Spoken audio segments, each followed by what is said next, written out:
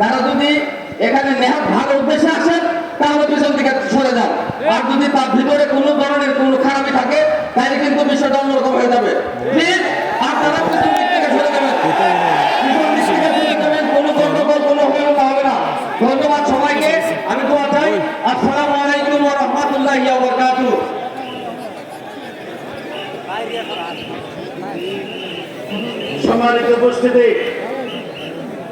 সম্মানিত উপস্থিতি, ওনারা ওনাদের কাজ করবে, আপনার দিকে খেয়াল করবেন না।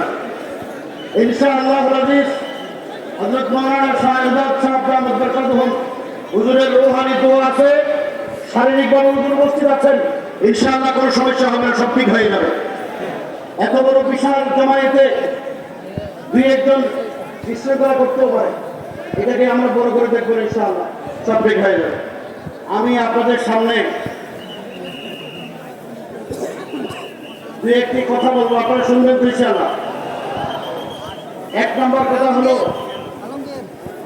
আমি আপনাদের সামনে পবিত্র কালামে পাক একটা আয়াত তেলাওয়াত করেছি। আল্লাহ